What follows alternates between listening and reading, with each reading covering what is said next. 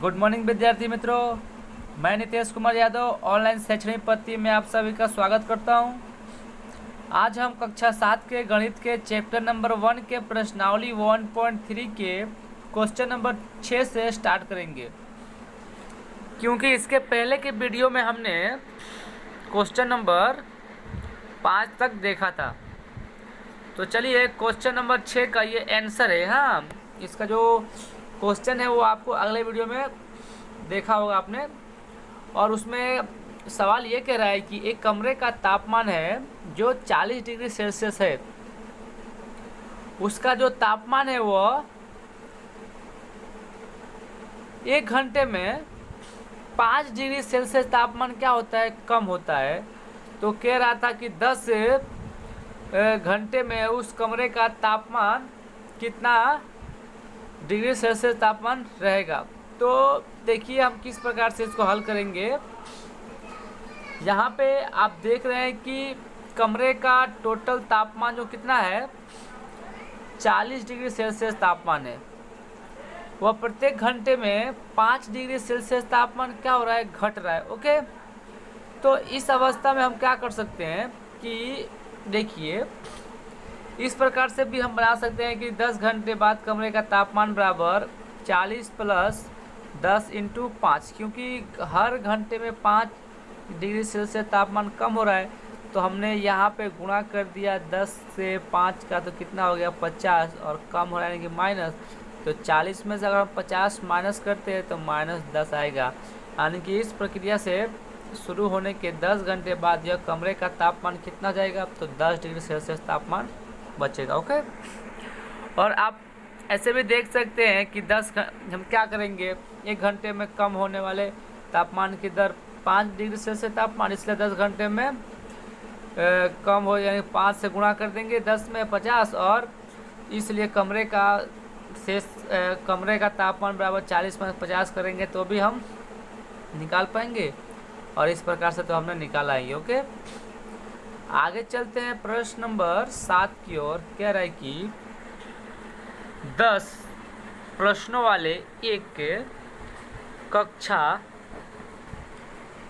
Test में प्रत्येक सही उत्तर के लिए 5 अंक दिए जाते हैं और प्रत्येक गलत उत्तर के लिए -2 अंक दिए जाते हैं, एवं प्रयत्न नहीं किए गए प्रश्न के लिए 0 दिए जाते हैं। ओके, तो इसके आधार पे अपने को यहाँ पे 3 सवाल दिया गया है। हम देख रहे हैं कि पहला सवाल कह रहा है कि मोहन 4 प्रश्नों का सही और 6 प्रश्नों का गलत उत्तर देता है, उसके द्वारा प्राप्त अंक कितने हैं। ये हमारा पहला सवाल। दूसरा था कि रेशमा 5 उत्तर सही और 5 उत्तर गलत देती है, तो उसके द्वारा प्राप्त किए गए अंक। और तीसरा है कि हिना ने कुल 7 प्रश्न किए, कितने 7, उसमें से 2 का उत्तर सही और 5 का उत्तर गलत दिया, तो उसने कितने अंक प्राप्त किए।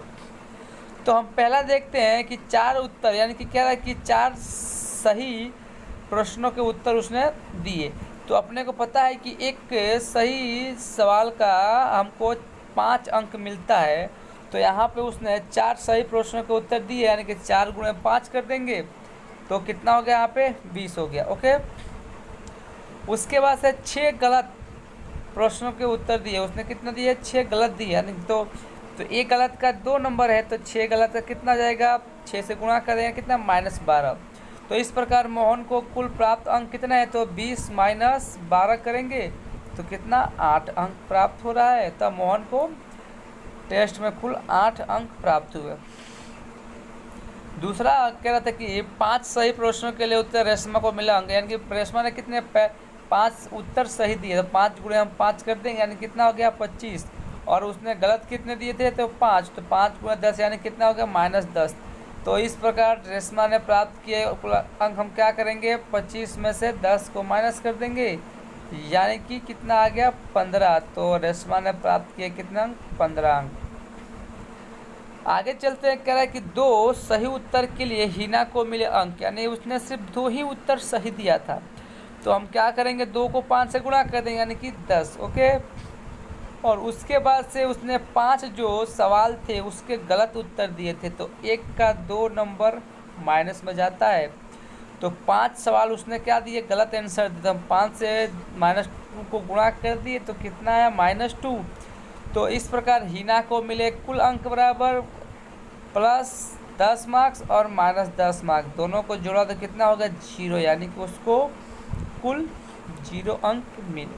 ओके, आगे चलते हैं प्रश्न नंबर 8 की ओर। कह रहा है कि एक सीमेंट कंपनी को सफ़ेद सीमेंट पर 8 रुपया प्रति बोरी की दर से लाभ होता है और स्लेटी रंग की सीमेंट बेचने पर 5 रुपये प्रति बोरी की दर से हानि होती है। यानी कि वो स्लेटी कलर का सीमेंट बेचता है तो उसको 5 रुपया एक बोरे पे क्या होता है, घाटा होता है, यानी कि हानि होता है। और यदि वो सफ़ेद बोरी बेचता है तो उसको एक बोरे पर 8 रुपये क्या होता है, फ़ायदा होता है। तो इसके आधार पर अपने को यहाँ पे सवाल दिया गया है। कह रहा है कि किसी महीने में वह कंपनी 3000 बोरियां सफ़ेद सीमेंट और 5000 बोरियां स्लेटी सीमेंट की बेचती है, तो उसको लाभ हुआ अथवा हानि। तो हम यहाँ पे क्या करेंगे, ये 3 का गुणा करेंगे 8 से, तो हमको देखेंगे कि कितना लाभ हो रहा है। और उसके बाद से ये अब 5000 को गुणा करेंगे किससे, 5 से, और उसके बाद से हम क्या करेंगे, देखेंगे कि किस में लाभ होता है या हानि। तो चलिए हम पहला सवाल देख रहे हैं कि एक बोरी सफ़ेद में लाभ कितना, 8 रुपया, और एक बोरी स्लेट पर हानि बराबर 5 रुपया। तो हम देखते हैं सफ़ेद बोरी पे कितना अपने बेचने पर लाभ कितना हो रहा है। तो यहाँ पे 24,000 रुपये को हमको क्या हो रहा है, लाभ हो रहा है। और स्लेट सीमेंट की जो 5000 बोरियां बेची तो हानि कितना हो रहा है, तो 25,000 का। यानी कि हानि जो है वो क्या है, अपने को 1000 रुपये की हानि हो, देखिए, क्योंकि लाभ इज़ लेस देन हानि, यानी कि हानि से छोटा है लाभ, इसलिए उसकी कुल हानि बराबर कितनी हो रही है, तो 1000 रुपये की हानि हो रही है हमको, 1000 रुपये की। अब यहाँ पे कह रहा है कि माना कि सफ़ेद सीमेंट की बोरिया की संख्या x। अब देखिए ये जो दूसरा सवाल है, ये सवाल क्या कह रहा है, मैं पहले आपको दिखा देता हूँ। देखिए कह रहा है यदि बेची गई स्लेटी सीमेंट की बोरियों की संख्या 6400 है तो कंपनी को स्लेट सीमेंट की कितनी बोरियां बेचनी चाहिए ताकि उसे ना लाभ हो और ना ही हानि हो। यानी कि कह रहा है कि यदि बेची गई स्लेट सीमेंट की बोरियां 6400 है तो कंपनी को स्लेटी सीमेंट की कितनी बोरियां बेचनी चाहिए ताकि उससे ना लाभ हो और ना ही हानि। कुल बोरियां इतनी है और उसने बेचा कितना है, तो स्लेटी सीमेंट की बोरियां उसने बेचा है 5000। ओके, तो कह रहा है उसको कितनी बेचनी चाहिए ताकि ना हानि हो और ना ही लाभ हो। तो देखिए हम यहाँ पे देख रहे हैं किस प्रकार से प्रश्न के अनुसार हानि बराबर लाभ, अपने को क्या करना है कि ना हानि हो और ना ही लाभ हो, दोनों बराबर हो। तो इस अवस्था में हम क्या करेंगे, देखिए हम यहाँ पे कुल बोरियां कितनी है, तो कुल बोरियां है अपनी 68, तो हमने और एक बोरी पर कितना है, तो 5 रुपये का अपने को हानि, यानी हमने क्या कर दिया, गुणा किया हमने, इसलिए 5 × 64 गुणा किया, तो यानी कि x = 8, यानी कि कह रहा है कि अपने को बराबर करना है ना। तो यहाँ पे देख रहे हैं कि हमने माना कि सफ़ेद सीमेंट की बोरियों की संख्या बराबर x। ओके, उस प्रकार से अब हम यहाँ पे देख रहे हैं x = हमने क्या किया, x = 5 × 64, 5 × 6400/8, यानी कि इससे हम क्या करेंगे, भाग देंगे। ओके, तो ये 8 के पहाड़े में 64 है, कितनी बार में आएगा, 8 बार में। ओके,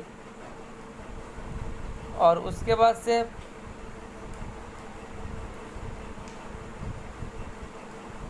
यहाँ पे देखिए कुछ 8 × 8 = 64, 8 बार में, और ये 8 × 40, यानी कि यहाँ पे अपने को कितने आएगा, 4000 बोरियाँ कितनी आएगी,